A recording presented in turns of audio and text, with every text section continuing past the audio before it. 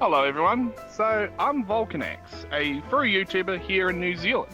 I've been doing content since 2019, and ever since then I've just been kind of doing random stuff from DIY projects to furry YouTube, live streaming, and various other little wee topics from time to time.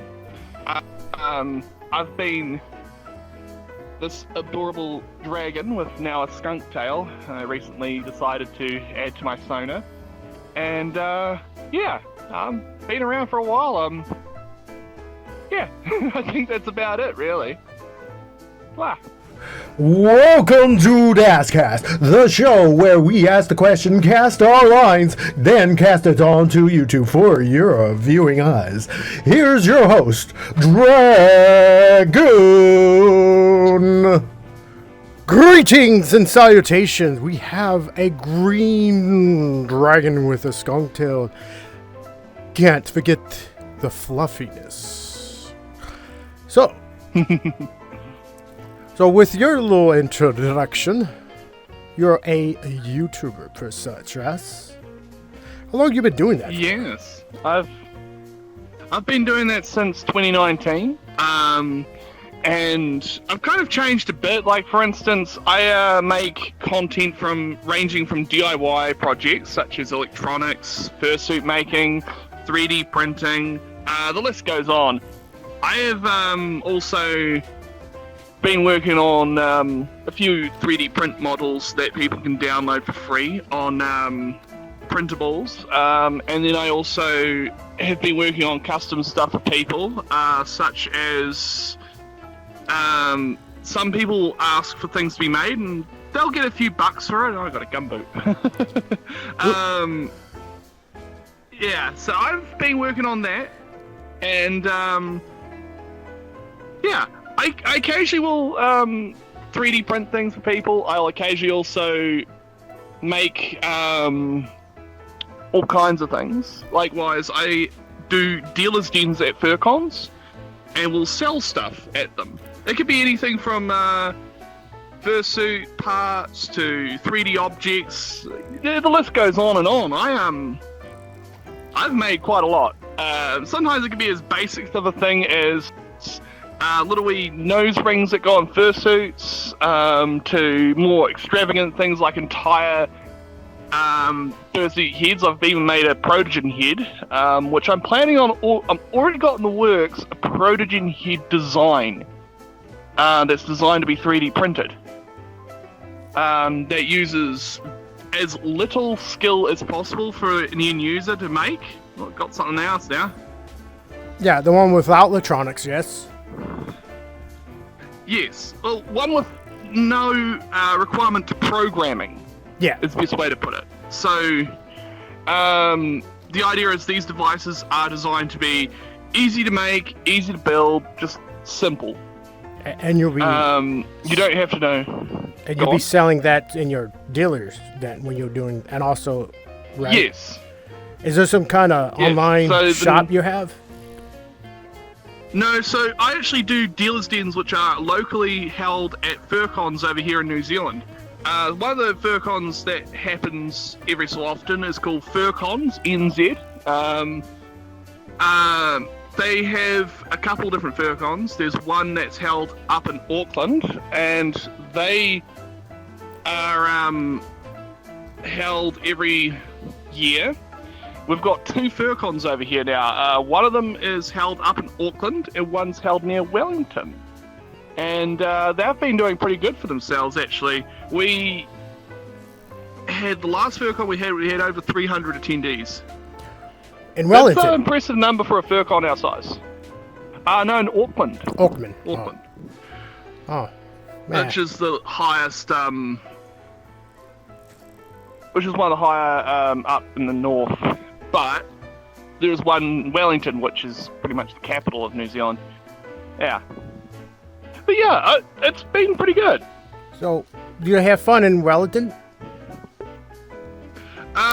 When we go to furcons over there, yeah. I live not in the, oh, I got something.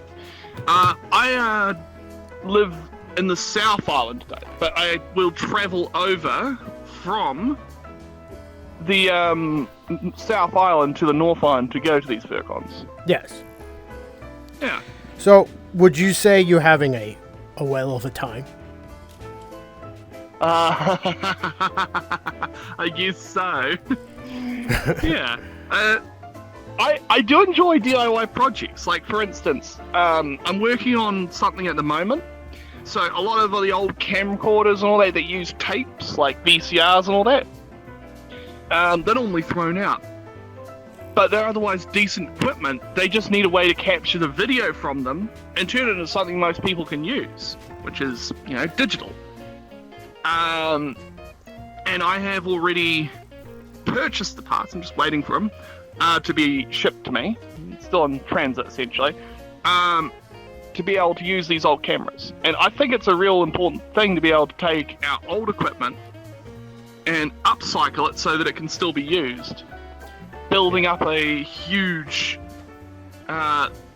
library of devices that would normally get thrown out and reusing them.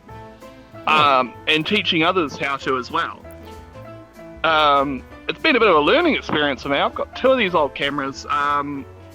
One of them has night vision, one doesn't, but has like 2 lenses. So one's like a super wide lens for like wide angle shots. One's more like good for zooming in close and personal from a distance. Yeah. So it's a pretty interesting thing, actually, taking older equipment and using it in a new life, even well and truly after its obsolescence. So in a way, you're a literal green dragon, as in you're green because you're recycling.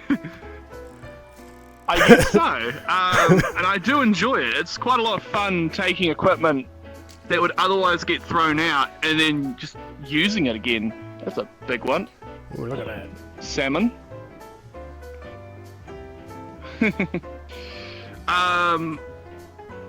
Yeah. So, as of being furry, I've been a furry since probably 2019, maybe a little after that. It's roughly around that time that I discovered the fandom. At first I was like, this is really weird.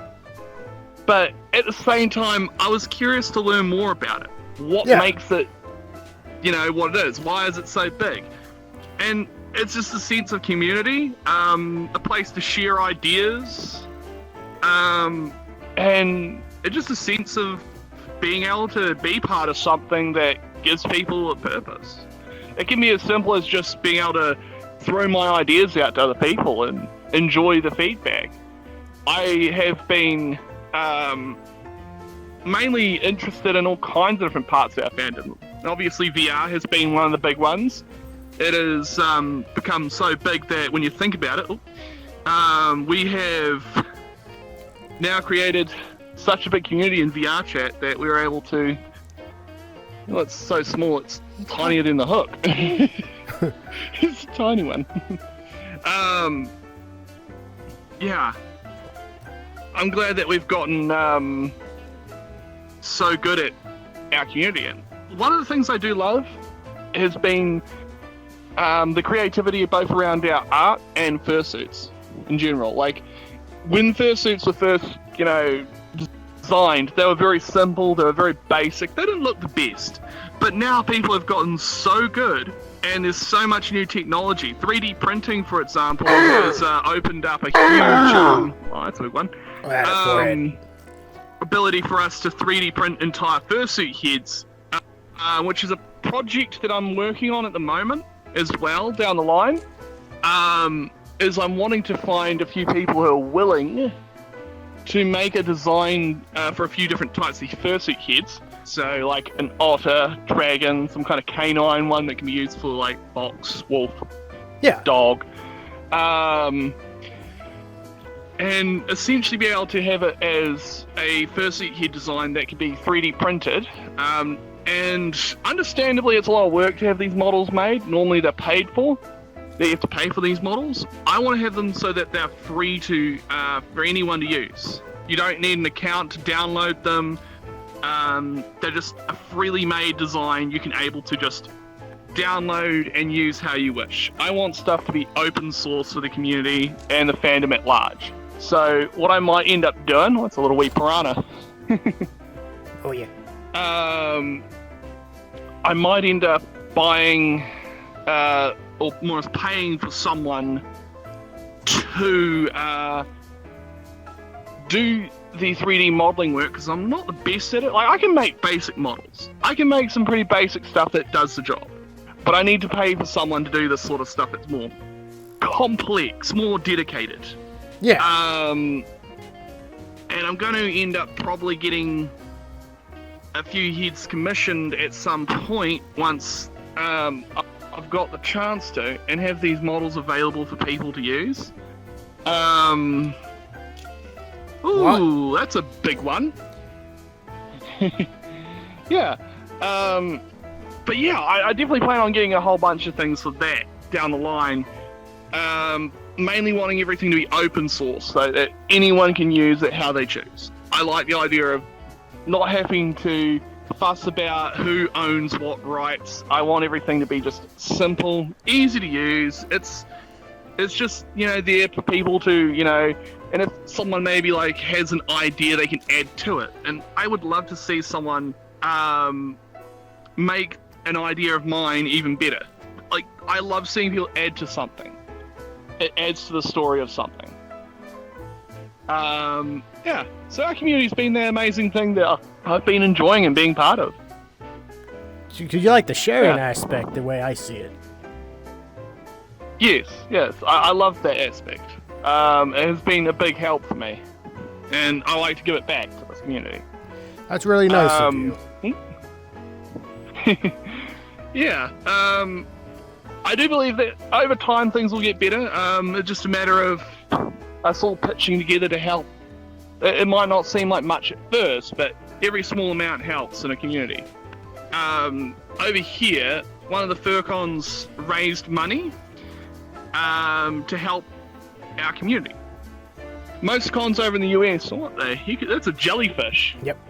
It's made of like jelly. Peachy gummy. Fishy gummy. Yummy, yummy. You want it? You want it? Nom. Nom.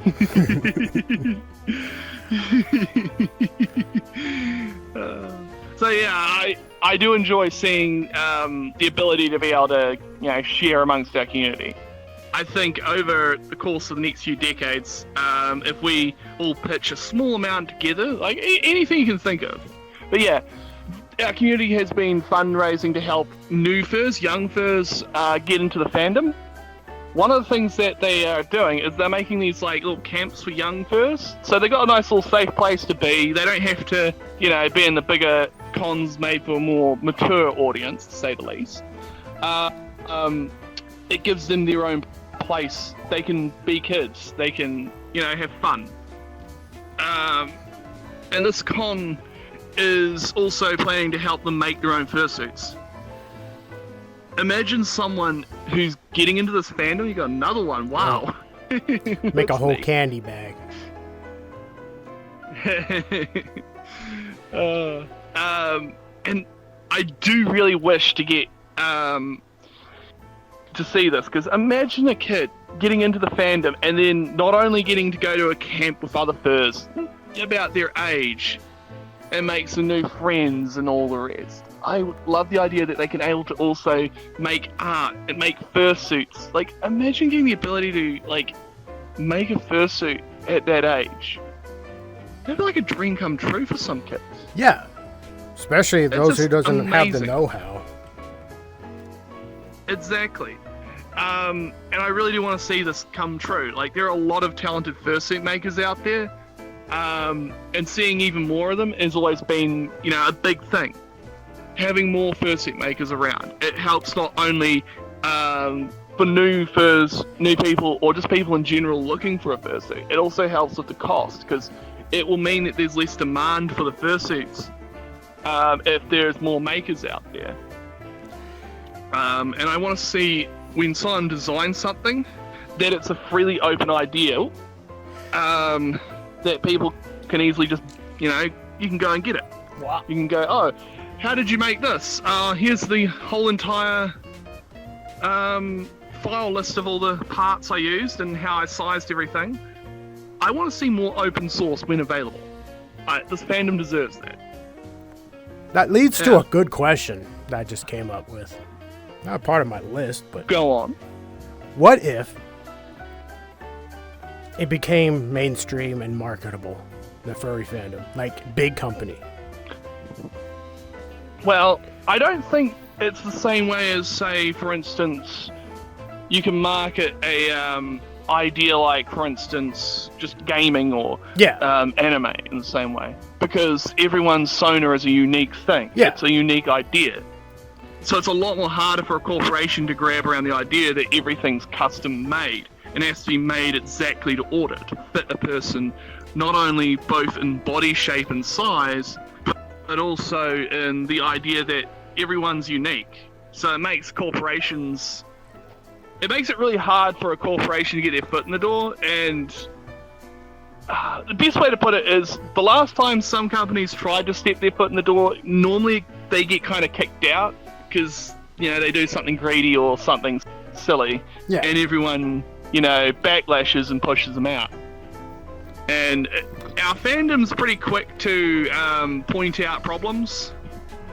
Like, I know there have been problems in this fandom, but like any other community, we find our ways to deal with them as best as possible and as soon as possible. Come on down here, you little...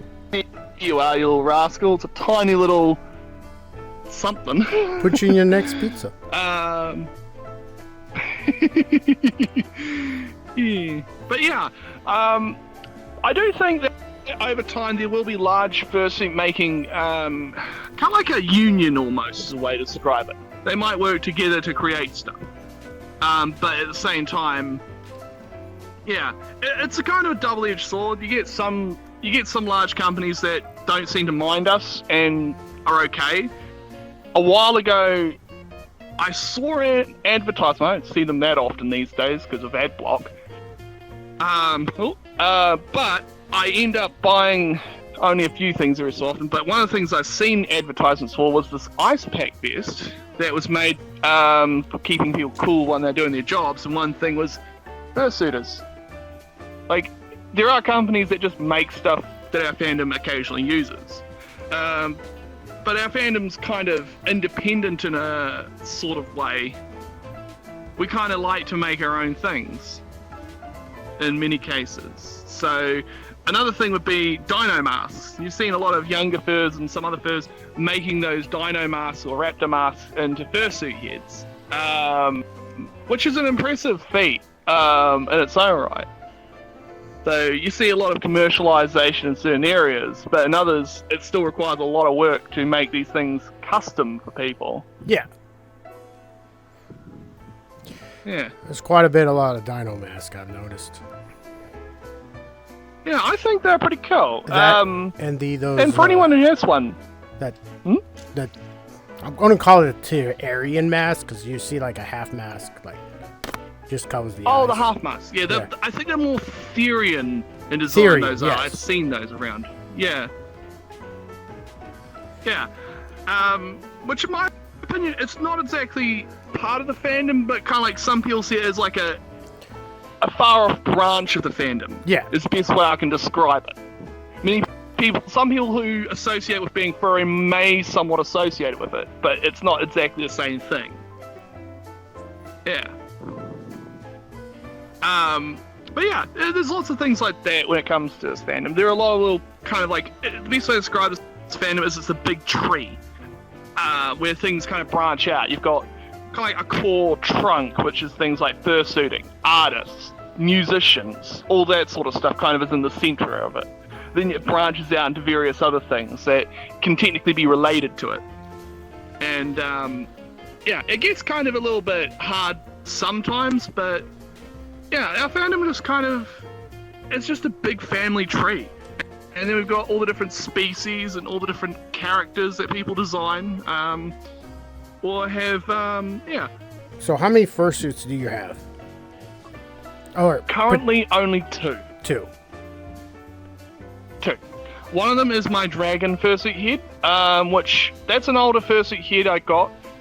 And then I made my second one, which is the Protogen head. I don't use that a lot. I'm planning on remaking that with a version 2.0, which is a little bit more easier for me to make and also a little bit lighter weight.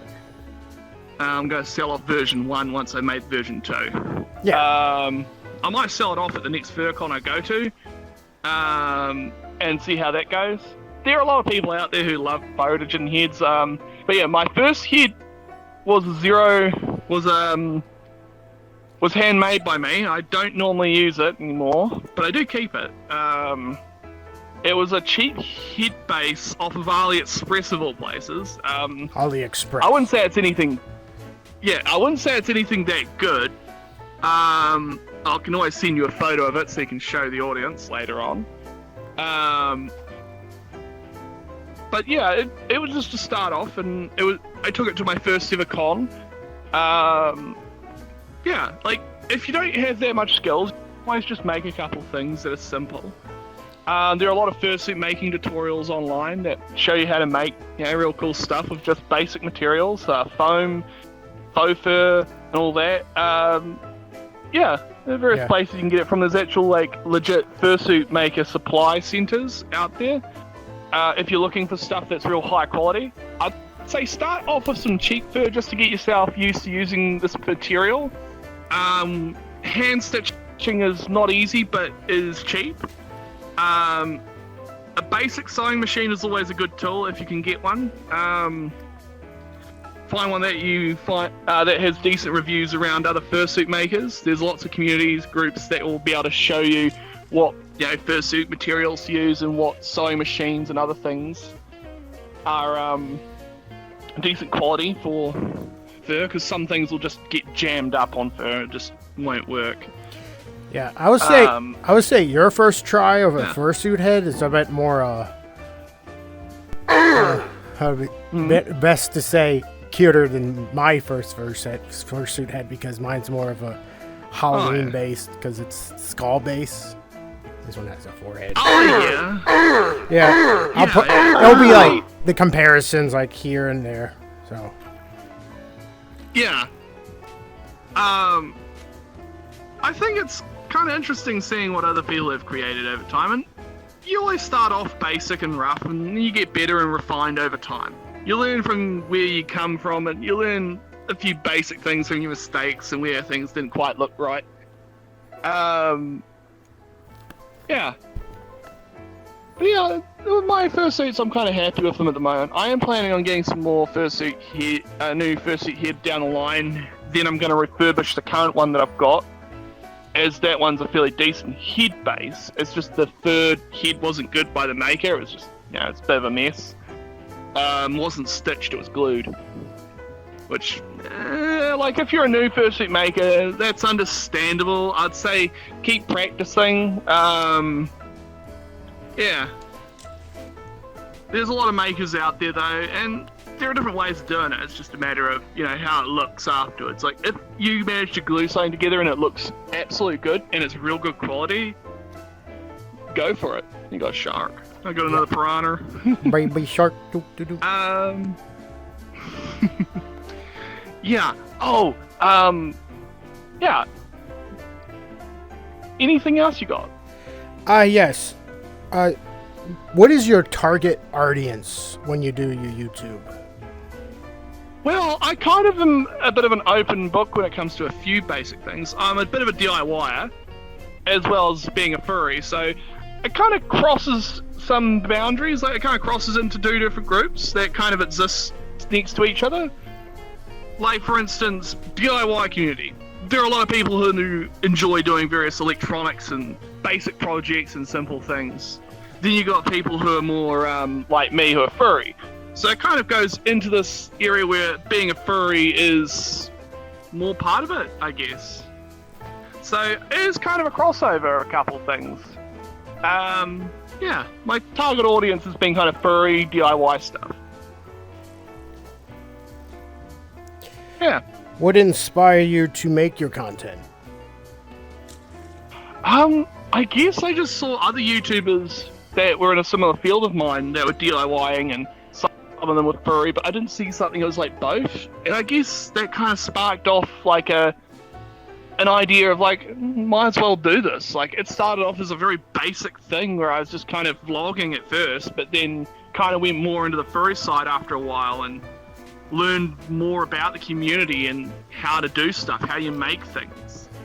And then once I finally got the ability to get into making my own stuff, it took off from there. Huh. As far as becoming a furry, how many other people... Wait, fish disappeared. Wait, how many people know that you're a furry, like family and friends and colleagues? Family-wise, most people in my family know I'm furry. Even our neighbours. Yeah. And for the most part, they're fairly chill with it. Oh. My father actually thinks it's kind of interesting. He might think it's a bit odd, but he seems to not really care too much about it. Yeah. Other family members just think it's fun, and that's basically what it is to me. It's a thing that I have fun with. And, yeah. Yeah, most of the friends I have are in the fandom, but I guess if I was outside of it, I'd probably try and make sure other people know before they get to know me too much, otherwise it gets awkward. Oh, yeah. I'd rather be upfront about things. You know, yes, I'm a furry. It's not all of who I am. Like, for instance, I go out doing all these other things. I do gardening, I do DIY projects, and, like, I think people don't know that us furries, we're not always talking about furry things. We could be talking about fishing, camping, DIY projects, anything else. Like, our community is just like one of those things where we just are chilling out. This is what I normally do in VR chat, is just hang out with people and talk about things. Yeah. So, this is only one fursona? You're a dragon, or do you have more? Yeah, I only have one fursona. I only have one fursona at this time, but I have it in various different, some people call it a morph, some people call it other things, but essentially my idea is I have my sona in different species. So it could be a dragon, kangaroo, a bunny, other things like that. Yeah. Yeah, there are various different creatures that I have had, I've made. And I think the best way to put it is, it's just a way to, like, express yourself. It can be depending on your mood, it can be depending on, you know, a whole bunch of different things. Maybe I think of something funny that species could do that would be adorable or just hilarious and interesting. Yeah, being a silly little goober. Exactly. And yeah, it just keeps everything a little bit more easier though when you're having one sona in different species in a certain way. But yeah, to each their own though. Like, if you have multiple sonas, that's awesome. You know, like, I've seen people doing all kinds of cool things with them. Yeah. And being in this fandom so long, I've seen some pretty impressive things. That's an interesting fish. Yeah. Alright. Yeah, I think it's pretty good. A not so serious question. It's a joke. Go for it. You're in trouble. Who is your scapegoat? I don't know if that would be, oh, that's a good question. Probably, I'm gonna say this just for the sake of being funny, and I know this person's quite a nice person, so, it would probably be Peaches. He's another YouTuber. He's a good one, and a good friend, so, He does get in trouble. Silly trouble. Yes, he gets in silly trouble. So, if anyone doing something silly, it'd be him. Oh no, Peach is doing Peach's thing. What? Yep. Oh, that went somewhere. Went straight to the bucket. It was Barracuda. Yep. Nice. So, yeah. Indoors or outdoors, of which is your preference? Fursuiting? No, just in general. Just not just fursuiting. Oh, well, I am a bit of a person who grew up in the countryside, so I am a bit of a 50-50. So I do like going outside quite often. Like, I go swimming in the ocean. I like going camping from time to time when it's available. fishing's one of my favorites. You go out on the boat and grab a rod and go fishing. Yeah. Gardening's another thing I do. That's an interesting. Electric catfish. Shocking. Electrifying feline. Yeah. And yeah, I occasionally do fursuiting when I feel it's available. Like I know if, say, another fursuiters or furries coming into town, I might go out fursuiting with them. It's always a good idea if you're going fursuiting to have someone with you. That way it's just, keeps things more safe. You can always, have someone to help mind the gaps and steers and all that. Yeah. And go various places that are quite nice to fursuit at. Somewhere that's nice and shaded, and that's a big one. Oh yeah. Yeah. It's one of those sorts of things where most of the time I'm just kind of cruising in VR chat. And if my brother or some other family member says, "Oh, we'll go out on the boat," well, I'll grab my gear and coat and all the other stuff I need, and go for a fish and catch some food. Wow. Sometimes it's just nice to get out of the house and just go on the ocean. It's quite a refreshing thing. All right. Ooh, Yeah. forehead. I like their forehead. Yep. All right. Now this next one is a speed round. Yes. I would said your favorite, and then it'll be one word, and you'll just quickly answer it, and we're gonna go down the list. Okay. So it's quick response. All right. Ready? Got it. I'll try my best. Your favorite food? That would be either sushi or chicken Color? or fish. Green. Car? It's obvious. That would be the Eptera. Song?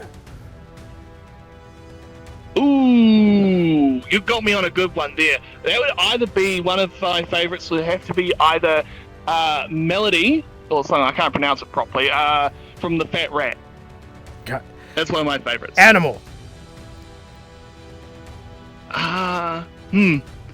Well, can't say dragon, but I can say probably either a cat or a dog. Movie? Ooh, I'm gonna probably sound a bit cliche here, but probably Zootopia. TV show?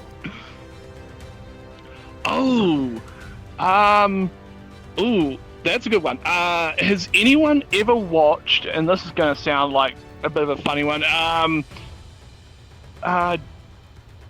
Jake something or other, American Dragon? Jake Long. I can't remember the name. I placed it that's right the one, there. yeah.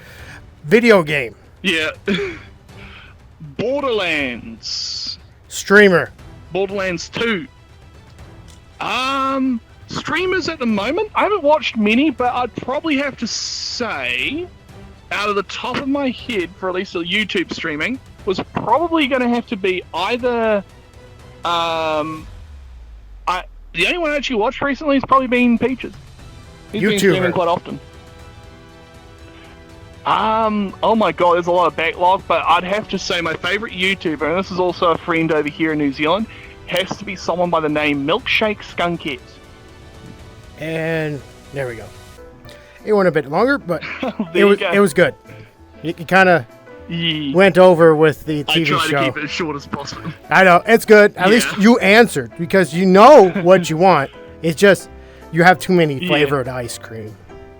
It's the same, because I know, right? If you have vanilla, strawberry, and chocolate, you can quickly answer. But if you get like 21 flavors, like Baskin Robbins, you're like, yeah. My favorite ice cream, I don't think they make it anymore. It was called Goody Goody Gumdrops. That was a nice ice cream flavor, though. There's your ice cream fact of the day.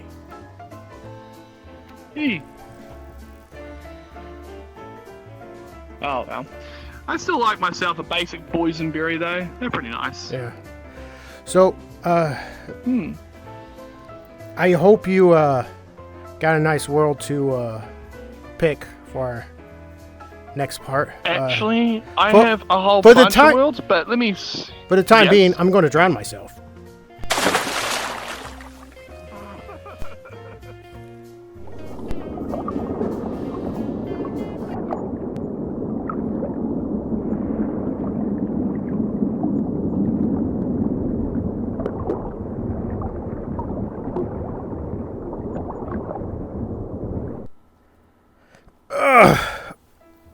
Oh, man.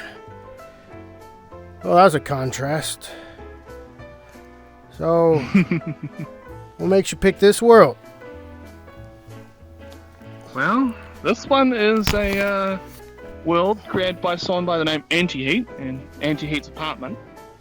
It is a cyberpunk style world with a whole suite of things, from various video player to mirrors to all kinds of functional things. There's even a whole area back over there filled with lore about the world and its creation. And it's real big. Like, there's entire cityscape where you can go from building to building.